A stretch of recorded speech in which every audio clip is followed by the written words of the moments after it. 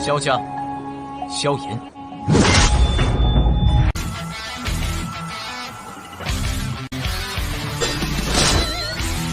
指缝中的光点燃了梦魇，站在天端俯瞰着世界无边无边。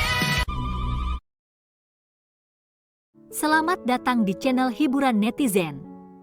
Mari kita lanjutkan part berikutnya dari cerita novel Donghua Battle Through the Heavens. Ini hanyalah full spoiler.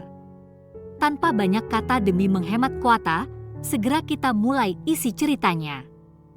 Ekspresi suram melintas di wajah Xiao Yan ketika ia melihat pria tua berpakaian hijau itu berdiri. Tinggalkan dengan cepat.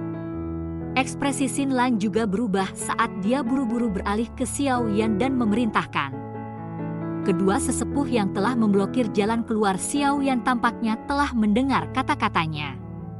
Douki perlahan melonjak dari tubuh mereka. Senyum dingin muncul di wajah mereka. Jika Anda benar-benar teman Xin Lan, harap tetap berada di klan Ye untuk sementara. Kami mungkin masih bisa berdiskusi dengan benar.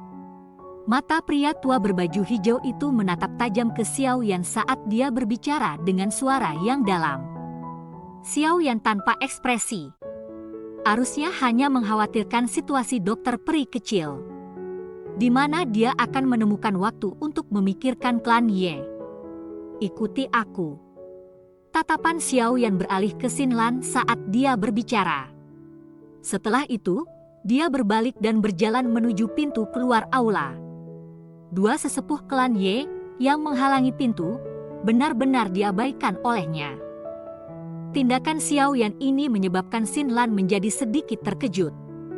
Dia melihat punggungnya dan tahu bahwa jika dia tidak mengikutinya sendiri, itu mungkin bahwa Xiao Yan tidak lagi peduli tentang janji yang telah diberikan kepadanya. Sebuah perjuangan melintas di wajah Xin Lan ketika dia memikirkan ini. Dia tiba-tiba mengepalkan gigi peraknya, berbalik dan mengikuti di belakang Xiao Yan. Penghinaan! Kemarahan segera melonjak ke wajah kedua sesepuh klan Ye memblokir pintu keluar ketika mereka melihat arogansi Xiao Yan. Mereka mengeluarkan teriakan dingin dan keduanya menyerang serempak. Tangan mereka mengandung kekuatan bergelombang saat mereka meraih bahu Xiao Yan dengan cara yang seperti kilat. Ekspresi Xiao Yan tidak berubah dalam menghadapi serangan oleh dua bintang 3 Douzong. Dia menjentikkan jarinya dan cahaya perak melintas. Sosok berwarna perak segera muncul. Kedua tangan tetua seperti cakar elang bergegas di mode petir seperti. Setelah itu, mereka saling bertabrakan dengan sosok berwarna perak. Suara metalik dan percikan terpancar ketika kedua pihak melakukan kontak. Kontak ini menyebabkan ekspresi dari dua sesepuh berubah secara drastis. Sebelum mereka bisa menarik kembali, namun, sepasang senjata logam berwarna perak menembus cahaya perak sambil mengungkapkan bayangan. Mereka dengan kejam mendarat dengan kecepatan yang sangat cepat sehingga mereka tidak bisa bereaksi. Tinju logam berwarna perak tidak membawa douki yang agung. Namun, itu melepaskan kerusakan yang mengejutkan ketika tinju mendarat di tubuh kedua tetua. Keduanya terbang kembali seperti layang-layang dengan tali yang putus. Akhirnya, mereka dipaksa keluar dari aula. Dua suap darah segar keluar. Bagian dalam aula sekali lagi dalam kesunyian total ketika semua orang melihat kedua tetua. Yang tiba-tiba dikirim terbang dari aula besar. Cukup banyak orang yang dengan tenang menelan seteguk air liur. Banyak mata terkejut berhenti di cahaya perak di samping Xiao Yan. Setelah menghilangnya cahaya perak ini secara bertahap, sosok berwarna perak perlahan-lahan terungkap. Ini yang terakhir. Lain kali, saya tidak akan menunjukkan belas kasihan apapun. Punggung Xiao Yan menghadap orang-orang dari klan Ye. Suaranya mengandung niat membunuh yang dingin. Hambatan yang berulang-ulang itu secara bertahap menghabiskan kesabarannya. Ekspresi suram dari pria tua berpakaian hijau di kursi pemimpin perlahan menjadi serius. Matanya menatap tajam pada sosok manusia yang sepenuhnya berwarna perak di samping Xiao Yan. dia merasakan perasaan berbahaya dari tubuhnya.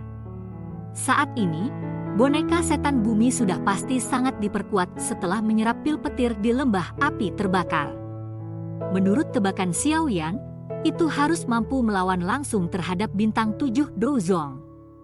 Tetua pertama dari klan Ye ini hanyalah bintang 6 Douzong.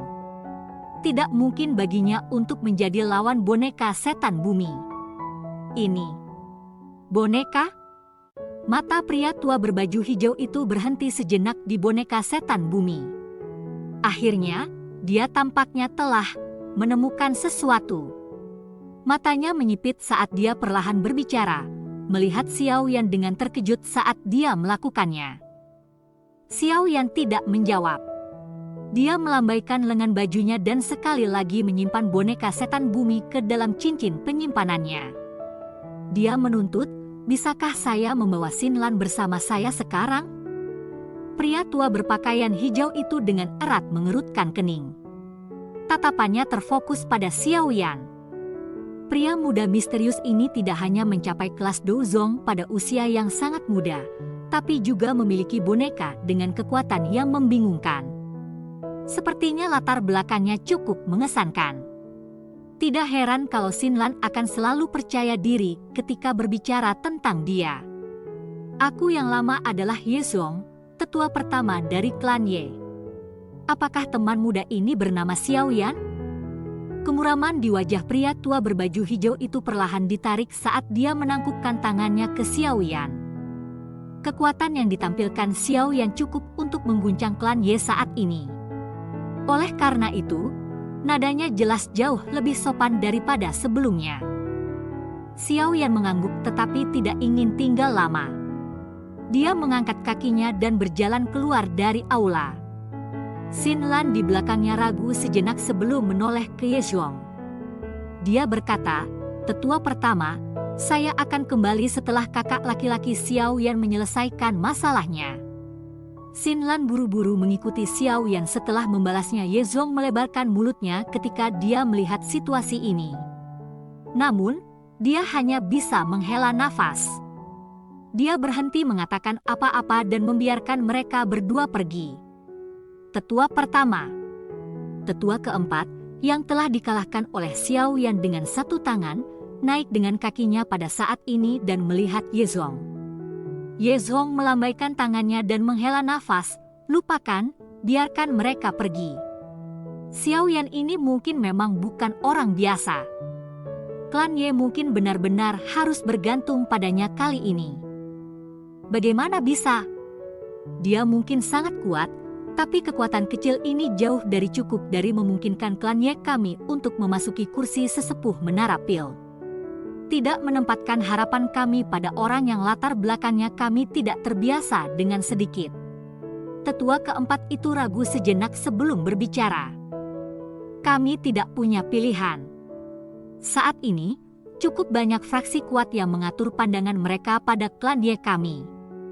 Jika kita tidak melakukan tindakan apapun, sangat mungkin klan Ye akan benar-benar selesai." Yezong menggelengkan kepalanya dan tanpa daya mengucapkan, "Sekarang, mari kita berharap bahwa pria muda bernama Xiaoyan ini benar-benar sekaya yang digambarkan Xinlan. Selain itu, ada kemungkinan bahwa masalah hari ini telah memberinya kesan buruk dari klan Ye kami. Ini juga masalah yang membuatku pusing." Xiaoyan meraih lengan Xinlan setelah membawanya keluar dari klan Ye. Dia terbang keluar kota. Sesaat kemudian, dia akhirnya berhenti di puncak gunung di luar kota.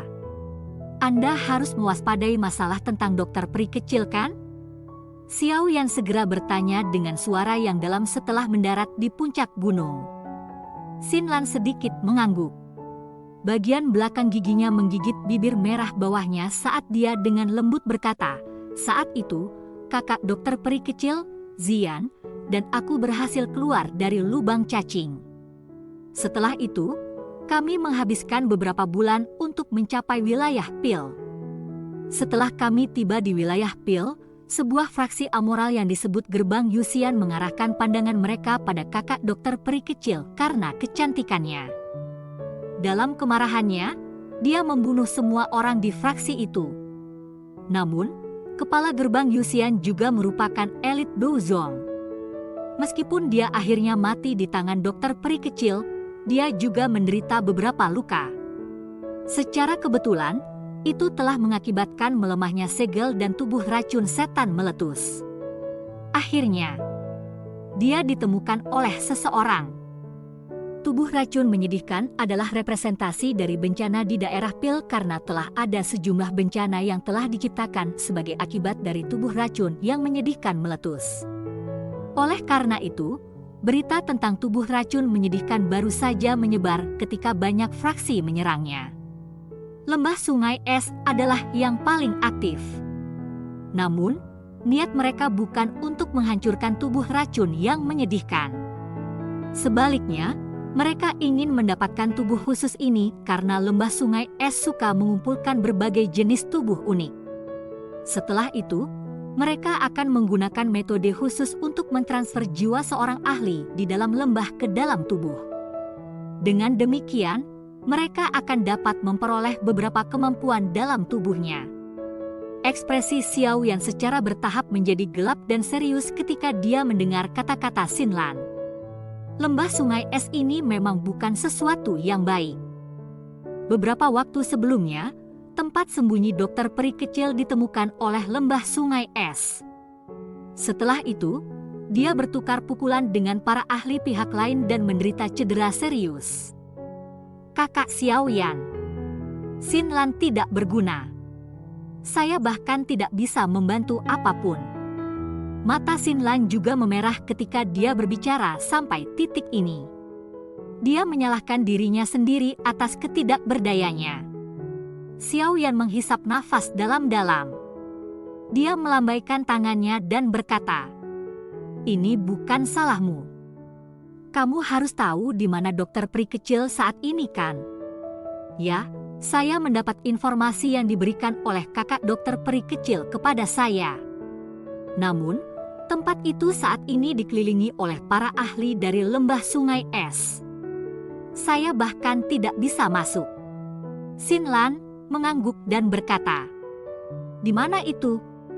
"Aliran Fallen God. Ini memang tempatnya." Xiao Yan menyipitkan matanya dan berbicara dengan suara rendah. Meskipun kakak dokter peri kecil telah melarikan diri dari pengepungan lembah Sungai Es, dia telah mengalami cedera serius dan tidak berani mengungkapkan dirinya. Namun, aliran Dewa Jatuh telah dikelilingi oleh lembah Sungai Es. Lahannya mungkin rumit tapi hanya masalah waktu sebelum dia ditemukan. Xin Lan dengan lembut berkata, "Kakak laki-laki Xiao Yan, apa yang Anda rencanakan sekarang? Apalagi yang bisa saya lakukan?" Xiao Yan berdiri. Matanya melihat ke utara sebagai kilau dingin yang padat melintas di mereka. "Pindah ke aliran Dewa Jatuh. Dalam hal ini, saya akan memimpin jalan untuk Anda. Aku tahu bagaimana menemukan kakak dokter peri kecil setelah aku memasuki aliran Dewa Jatuh." Xin Lan mengatupkan giginya dan memberitahunya. Xiao Yan sedikit mengangguk. Segera, dia sepertinya telah mengingat sesuatu dan bertanya, "Itu benar, di mana Ziyan? Apakah dia mengikuti di samping dokter peri kecil?" "Ziyan." Xin Lan terkejut ketika dia mendengar ini. Dia segera tertawa pahit. "Dia telah hilang tidak lama setelah kami tiba di wilayah Pil." "Hilang?" Ekspresi Xiao Yan langsung berubah. Dia tidak dapat digambarkan sebagai hilang juga. Dia meninggalkan pesan untuk kami mengatakan bahwa dia tiba-tiba merasakan sesuatu dan ingin pulang ke rumah. "Kembali ke rumah?" Xiao Yan dengan erat merajut alisnya. Identitas Ziyan selalu menjadi misteri. Namun, Xiao Yan samar-samar dapat menebak bahwa identitasnya pasti sangat kuat. Dia bertanya-tanya di mana rumahnya disebut. Semoga gadis itu baik-baik saja. Sekarang, kita hanya bisa menunggu sampai masalah dokter peri kecil diselesaikan sebelum menemukannya. Xiao Yan menghela nafas. Dia sekali lagi meraih Xin Lan dan menggerakkan tubuhnya, bergegas ke langit utara saat dia melakukannya. Dia harus menemukan dokter peri kecil secepat mungkin. Cerita pun bersambung ke episode selanjutnya. Jangan lupa di like, komen, subscribe, dan share-nya ya, biar tambah semangat dan konsisten, dan dapat membantu meningkatkan kultivasi Xiaoyan. Terima kasih.